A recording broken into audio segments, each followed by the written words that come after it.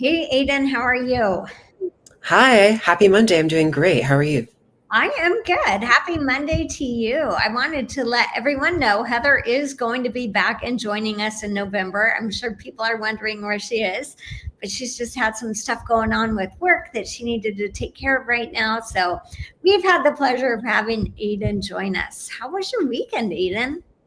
It was great. I mentioned this before we started, but I'm in my grandpa era. I've just been eating granola, watching the HGTV network, getting really into crossword puzzles. The everything.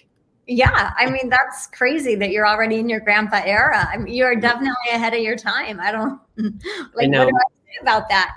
My Friday night might have looked a little different than yours then because I was at family weekend at the U of A with my son who's a sophomore in college. So, I might have been having just a little bit more fun, Aiden. I don't know. I know. I need to implement some of that into my life, but granola is calling my name recently. So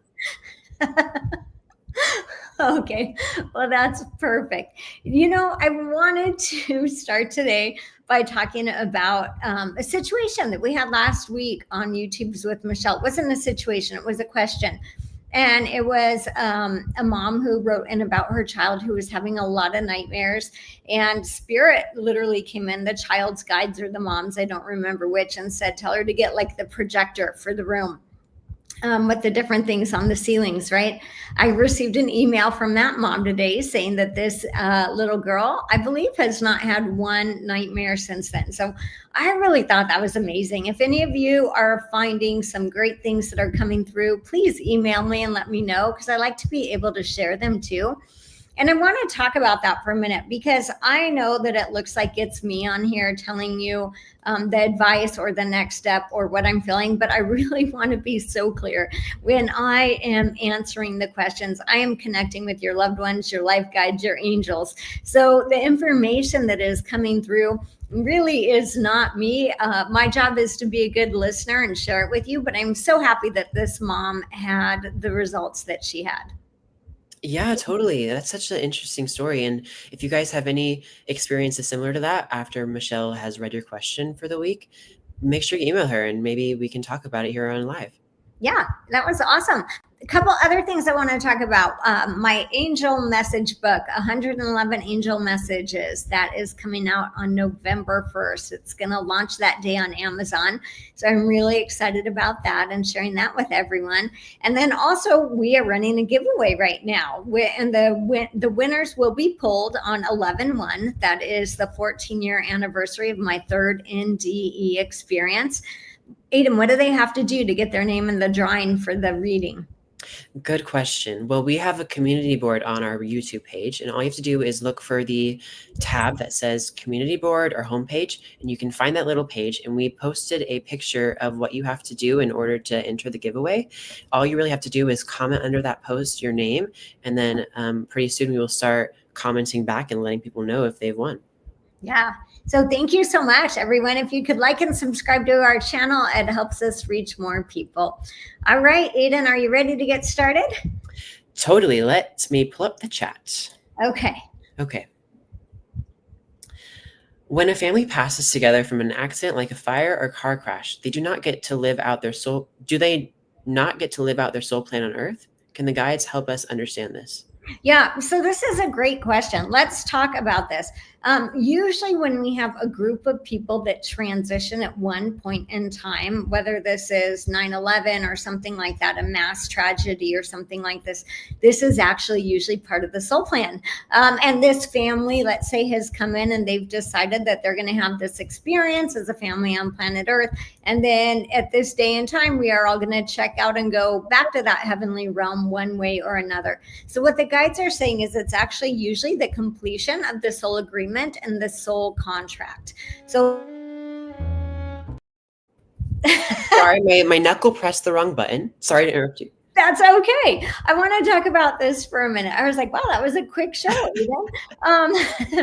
With that being said, let's talk about the soul plans, okay?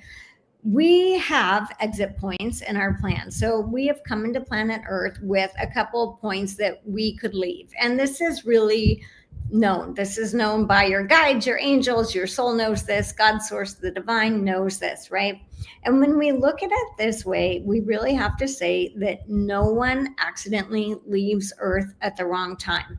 And I understand as a human, that doesn't feel good because people will say my loved one died in an accident, or something that shouldn't have happened.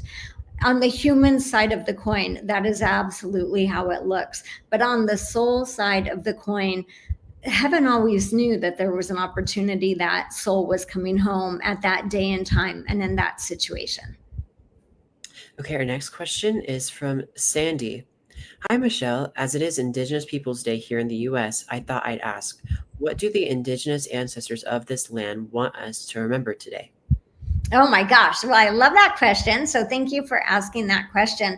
And as soon as you said it, I felt like this very grandfatherly energy, life guide, Native American come in.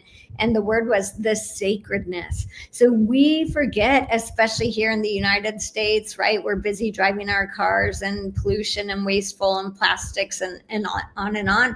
We literally forget the sacredness of this land and the vortexes it holds, the healing it holds, the life that it holds, whether it's from insects to mammals to humans, right? On and on and on. And so today, take a moment and notice the sacredness around you, whether it's a blue sky, a rainy sky, green grass, like it is sacred.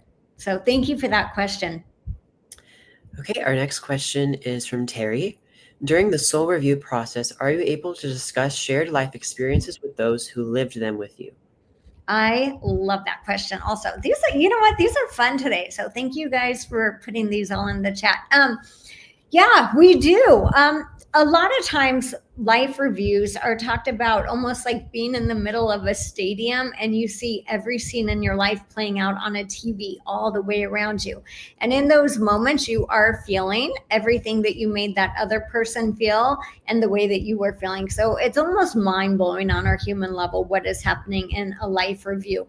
But what happens is we get the understanding. So we learn that, okay, this person taught me vengeance in my life. All right. On a soul level, I wanted to understand that on the earth realm because I couldn't comprehend that completely in the heavenly realm where it's peace and love and light. And so, yes, there is a complete understanding that happens. Life reviews are a real thing. We have a lot of NDEers that talk about them.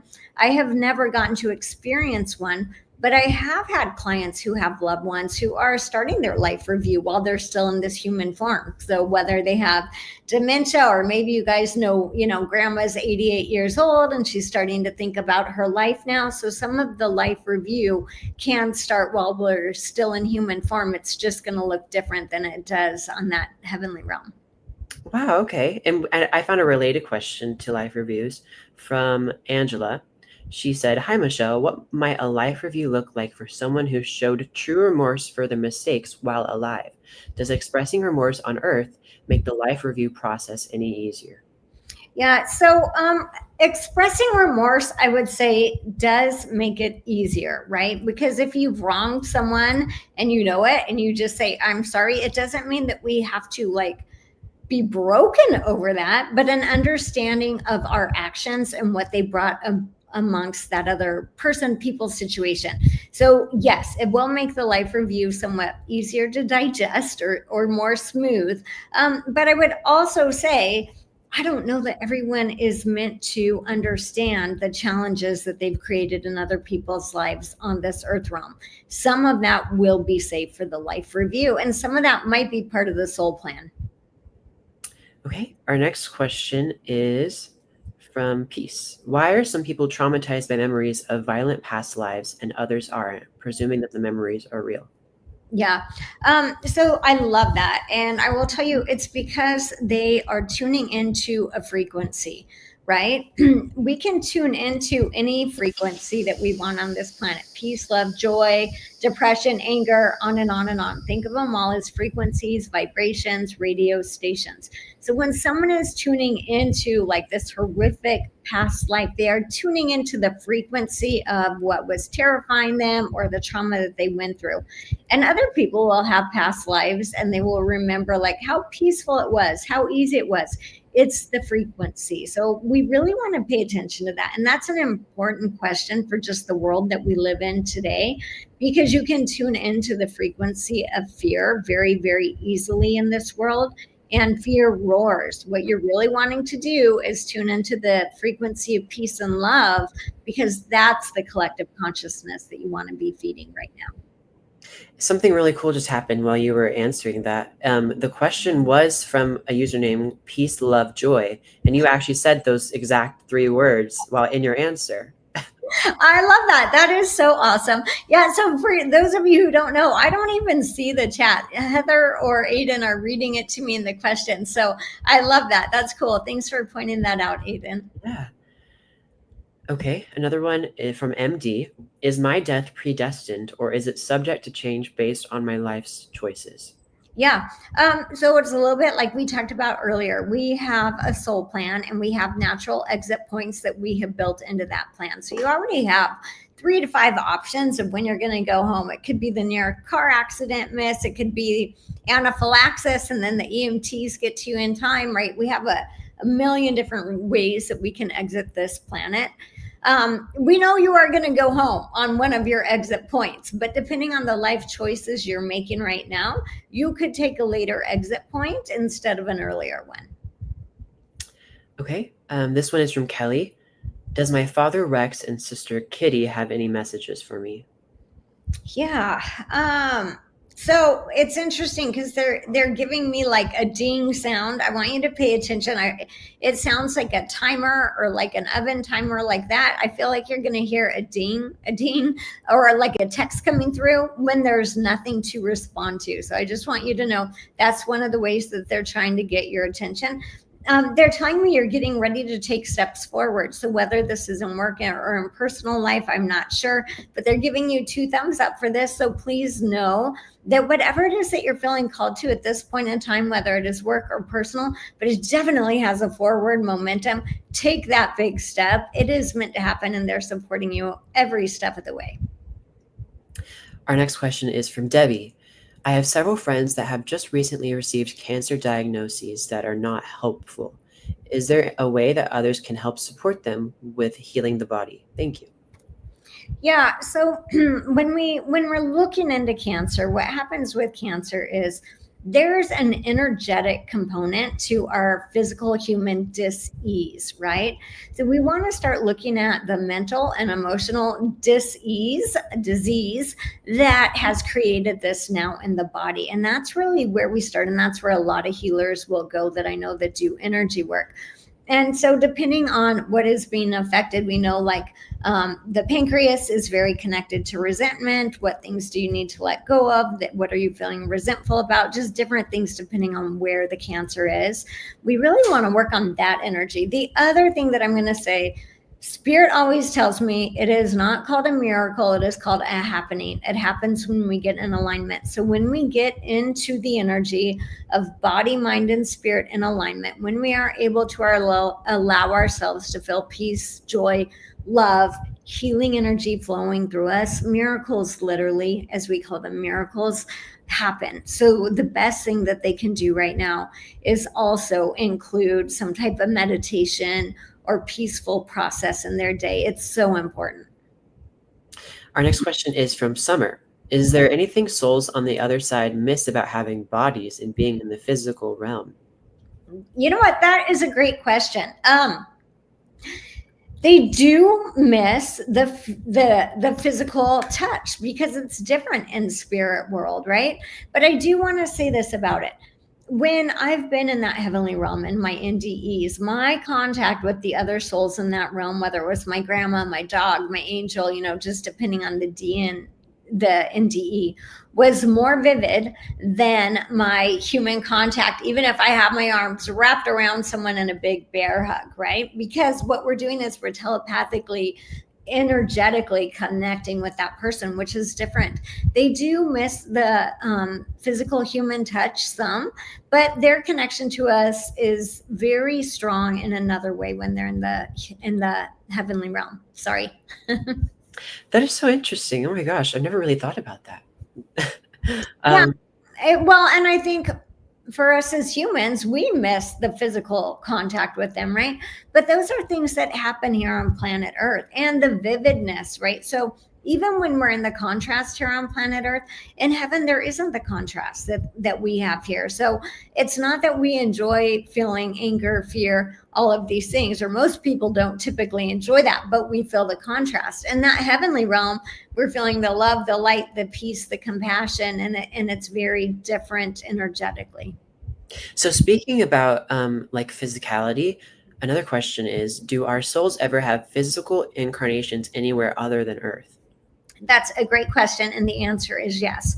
So our souls can go to other planets, other dimensions, where there are physical bodies that may or may not look human, and absolutely explore that dimension and have the contrast that it has to offer there. That is so cool. Okay, our next question is, how can we tell the difference between a genuine emotional connection with someone versus someone trying to manipulate us? Does spirit offer any guidance for setting boundaries? Yeah, that is a huge question, right? I mean, I feel like we need about 2 hours to cover this because this is really big. But when you tune into it, the answer is life changing. So we talked about this a couple of weeks ago on here in connection to AI, and I was saying everyone needs to learn to use their own discernment and intuition. Our discernment and our intuition is literally our built-in navigation system, right? So when we are connecting with someone and we are not sure if they have our best interest at heart or not, we really need to be listening to that. So I would just say this. Number one, the fact that this person has a question is a little bit of a red flag to me, because that tells me there's something in you that's already saying, this doesn't feel right. This doesn't feel right. There's an undercurrent here that feels kind of interesting. So I would say that's usually the first red flag when you find yourself asking that. I don't usually think that when I meet people, right? It just feels like, oh, it's Aiden. He's a great guy. Everything's fine. But I'm just saying, so the fact that you have that question, number one, would be kind of the first red flag for me. The other thing is I want you to really tune into your intuition and your discernment. Now, in our bodies, there is usually a specific place that when we are connected to spirit does something to get our attention. And I'm going to give some examples of this. I have one friend, and when she gets kind of like, we call it our truth rod or the connection to spirit, and she gets a yes or no answer, her leg vibrates. I have someone else who the side of their temple goes numb, right? I want you to spend time meditating and practicing with spirit and saying, when I am connecting to you, what part of my human body am I going to fill it in? You know, maybe I get a tingle on my nose or whatever this is that's happening to you. Because when we can become aware that when we're connected to spirit, which means we're going to get our truthful answer in those moments, there's going to be a part of our body, wherever it is, maybe you feel like someone's touching the top of your head or whatever it is, that is saying you're on, you're connected, listen to what's coming through. Our next question is from Nick and Joe. One last question. Can the guys tell me if I will stay close with my grandson and granddaughter, as I was never close to my grandparents? I'm getting a clear yes on that, but it's going to take effort on your part. So I want you to know that a lot of times we feel like we're the parent or the grandparent and that the kids should come to us. But with the effort that you want to put into it, you will have a close relationship. Okay, my 9-year-old son has a lot of anxiety and emotional dysregulation. We are at the point where we don't know what to do for him to help assist him in his healing. Any insights or recommendations? And this is from Becky. Okay, thanks, Becky. Let me just kind of tap in on that for a minute. So the words I'm getting from the guides are that this kid is highly sensitive, and I do mean that mentally, emotionally, physically. So I want you to be aware of diet, of food allergies. All of that feels like it's very strong in this child's energy field. I'm being told the word like learned behaviors, and that is coming in about learning self-soothing techniques, right? So whether this is tapping, whether this is, going for a walk, whatever it is, there's something about learning self-soothing techniques that this child for some reason hasn't picked up on yet. But once those come in, I feel like this is going to really help to alleviate the anxiety that this child is going through. There's something too with like their hands. So I don't know if they rub their hands a lot or something like this, but I would say if this isn't like a side effect of anxiety or something, there's something about rubbing their hands together, the guides are showing me, that's going to bring them into the present moment. And normally in this present moment is where we can soothe ourselves, right? We can't do it in the future. We can't do it in the past. So something to help this child be very present here and now, like rubbing their hands together. Scent is another really good way. So let's say like aromatherapy, or maybe the scent of lavender, bringing them in where they're calming down. One other little technique that I love, there is a tool called Touch Point Solutions.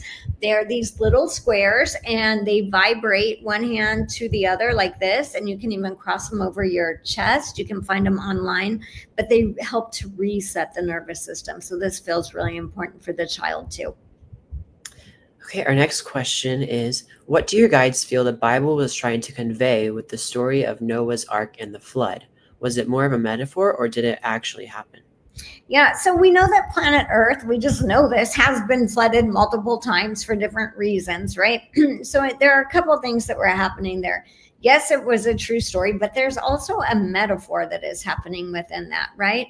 And one of the things that is challenging, I think, with the Bible is people are always like, do I take it all as like directly the word of God? What's a story? What's a parable? Right? And really like trying to navigate that. So here's what I would tell you. There is truth in that. There really is. There is like ancient truth in that, the flood and all of that. I'm not sure that the reasons are why maybe the Bible might say that they are. And I would also say things like Noah taking 2 of every creature on the ark and things like that. My guides have told me is not exactly what happened at that point in time. So there are some truths in it, but there are some other things that are meant to just share the story, right? Our world is very populated by diversity. There are a lot of people that find different ways to explain that, and I'm okay with whatever way people want to explain that. But I would just say it's much more diverse than you could fit on an ark. Okay, interesting. Our next question is, can you explain the difference between birth angels and guides? How many of each does an average person have? Yeah, that is a great question. So our life guides are there when we are planning our time here on planet Earth, when we're thinking about what we want to accomplish, the challenges, the lessons, all of those things. Normally, everyone has at least one guide. Some people have 2, 3. We also have guides that will rotate in on our team. So let's say somebody is starting up a business and there's a guide that specializes in being an entrepreneur. That guide might step into your team for a while, but not always be there with you just to get the business up and running. You will have one main life guide for this whole life, and other life guides probably coming in and out. With that being said, the life guide's job is really to remember your soul plan and to keep you on track so that you learn the lessons you want, you have the experiences you want, and your soul gets the best ability to grow. As far as angels go, everyone has at least one guardian angel. Most people have more than that. It's very rare for me to do an angel reading for someone and only see one angel, because we have multiple kinds of angels. We have cherubs, we have seraphims, we have guardian angels, we have archangels, we have, on and on and on. There are multiple kinds of angels that are helping us. So we have at least one guardian angel that is assigned to us for our lifetime here on planet Earth. Their job is literally to protect us and love us. That's it. They're not worried about keeping us on our soul's plan, because that's what we have life guides for. They are the ones who would shelter you in the near miss car accident and do things that would help you to navigate. They're also very much known for bringing in peace. So really opening up your heart if you are fearful, if you are worried, calling your angels in to give you guidance around that. And as a side note, I will be doing a 7-week live course on angels with the Shift Network in April. So hopefully everyone will join us for that. Exciting. Oh my gosh. I found another related question to that question. Do spirit guides ever step back and let us make mistakes intentionally so we learn something specific from that experience? Absolutely. If it's a lesson that we need to learn, they will step back and let us learn it. And so, with that being said, sometimes people are like, I'd heard my spirit guides talk to me for months, and then all of a sudden they just, went off the radar and I'm not connecting to them anymore. There are times when they haven't stepped away from you, but they are letting us have our human experience. And there might be a lesson or a challenge or an experience that we're meant to have, and they are absolutely going to let that happen. Perfect. It looks like we have about 50 people watching us right now. And I just want to mention, make sure when this is over, you can go back to the very beginning because we have some important announcements that you might not want to miss. But thank you all for being here. Make sure you give the channel a like and a subscribe if you're not subscribed already. Thanks, Aiden. Okay. I've heard the term prankster spirits a lot recently. Do spirits on the other side like to play pranks on us? They do. You don't lose your sense of humor just because you go the heavenly realm, right? I mean, I think being raised Catholic, I thought everybody'd be like very solemn and praying and quiet on the other side. That's not how it works. They are over there living. They are vibrant. They are having fun. They have a sense of humor. And yes, they will play pranks and jokes and things to get our attention. It's not uncommon for me to be reading for a parent and their child in spirit moves stuff in their house. They know they left their glasses on this counter and then they're in the bedroom or whatever. Spirit loves to play with us. So yes, it happens. Okay. And you mentioned that you were raised Catholic, and we have a question that might align with that. I've always been interested in the Catholic practice of exorcisms. Can someone really be taken over by a demon? And what is really happening during an exorcism? Yeah. Okay. So let me just start by saying this is most definitely not my specialty, but I can speak to it a little bit because I do know a Gnostic priest and another person who have worked on exorcisms. First and foremost, I want to say this. It is very, very, very, very, very rare. It is not common at all. Okay. Usually we think somebody has like demons attached to them. We're talking drugs, we're talking alcohol, we're talking mental health issues. There's a big, big difference between having something negative attached to you versus having a true human challenge, right? So let's be very clear about that. But my understanding from these people that I've spoken to about this is that really it is usually somebody that has like a lot of heaviness happening in their life, right? It could be somebody that has a split personality, so there's almost like part of their soul doesn't want to be here and part of it is here, and what that would leave is room and opening for a darker energy to come in. Now what they've told me about this is that specifically the Gnostic priest that I've talked to about this, he said he's done, I believe it was either 22 or 25 of these. And they're very challenging situations, right? So what is really happening is, whatever words you want to use, you are bringing in this very solid soul who is commanding the light and the energy to reclaim this body for the soul that's meant to be in it. And that is like the short way of describing what is happening during an exorcism, right? Remember this, the light always wins. This is so important to know, whether we're talking exorcisms, the planet right now, your life, your challenge, whatever it is, right? The light will always win. It is literally stronger. And so what you're doing in that situation is commanding the light, whether you're asking Jesus in for help or, whatever beings they're working with, that's what they're doing. They're commanding the energy and the light to reclaim the body and the person.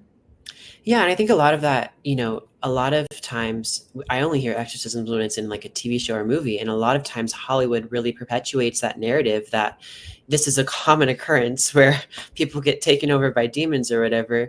And it's like, yeah, I hope that we start to lead in a direction where Hollywood is more open to more like spiritual things and like good things happening spiritually, So that's just something I've noticed. Yeah, absolutely. It's not common, and that's what's really important for people to remember. Yeah. Okay, so we have a question from Momentous. Do they celebrate birthdays in heaven? I love that. So here's what I will tell you. They absolutely are aware of their birthday. So very often in a reading, I will have someone come through and say, tell me a month. And it's either the sitter's birthday or it's the month that they were born in heaven. So they are celebrating it, not in the sense that we do here on earth, but they're celebrating it because their loved ones who are here are celebrating it. And they're also honoring the fact that they had the experience as who they were while they were here. Okay, our next question is, do animals ever volunteer to reincarnate with us to keep protecting us lifetime after lifetime? And can animals be in our soul family? Absolutely. Yes and yes. So it's very common for you to have that soul dog or the soul cat or the soul horse or whatever it is that you're really close to and connected to in this lifetime. Most likely that animal has been with you in another lifetime, maybe as the same type of animal and also maybe as something completely different. But that energy is part of your soul family. And they're like, oh, you're going in. I'm going in. I'm signing up too. Okay, I think we have time for one more question. Let's see. It's a very interesting decision. Okay, this one's interesting. Sometimes when I first walk into someone's house, I get lightheaded, almost like I might faint, but it goes away quickly. Why does that happen to me? Yeah. So, really, what it feels like to me is your body's acclimating to the vibration or the frequency of energy in their house. So, I would just notice when you're walking in, like, whose house are you walking into? Did someone transition in that house? Is this somebody who has a strong connection with the angels? Like, what frequency and vibration are you tuning into?